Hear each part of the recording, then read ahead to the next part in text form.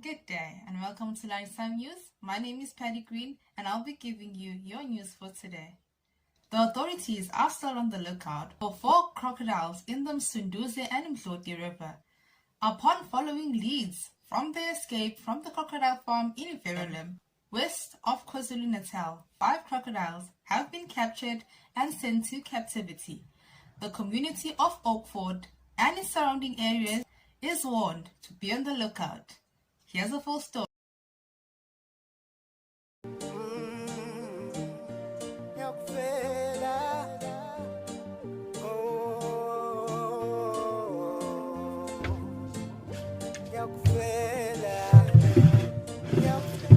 Asefridge nakhosha into emnandi ngizoyidla.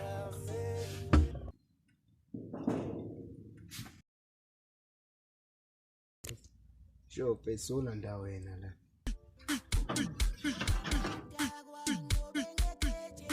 Ngiyaphuza manje qala ngithini.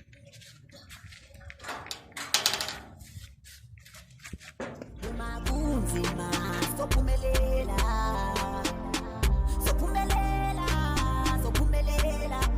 baba esingipha mathani ngeke phela. I said sorry. Sorry sama ifuza sokhona ifoni yami unongijwela ngaphi la wena. I did it.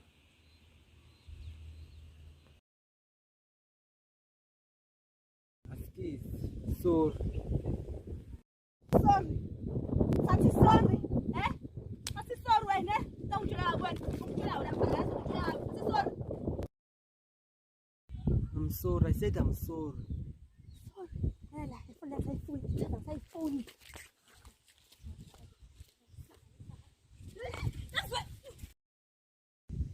Thank you for the phone. Angizwanga.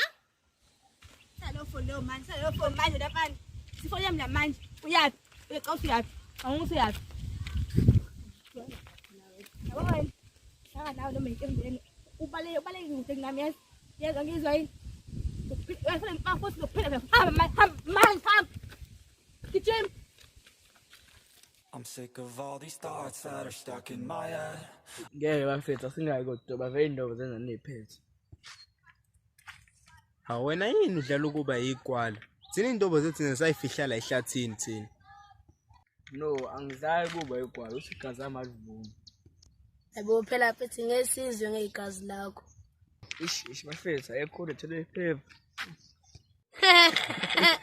Hayibo wazi nina ngithi sho ukuthi ushidaba ngamaphepha. Hayibo sibu. Uthini?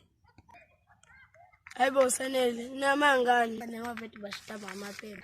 Ish bafethu uzokwanakala. Nengilenda.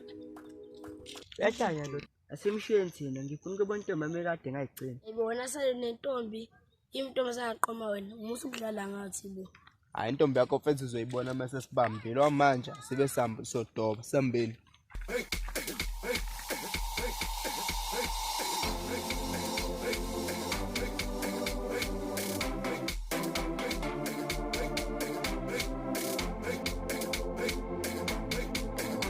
Bafethu anebehambe nolanda intobo lapha khona imessage ngisayirespond la kancane. Uma ngihamba nawe ubizwa ifikoko.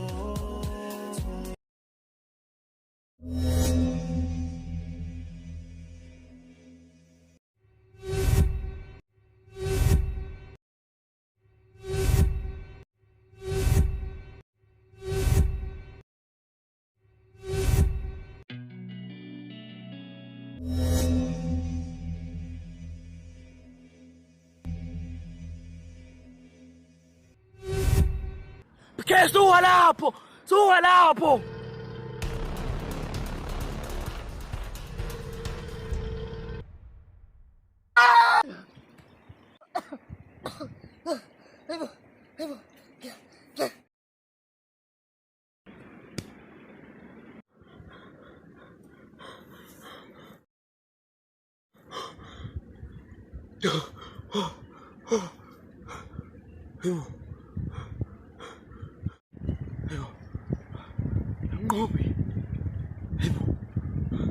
Ngobi.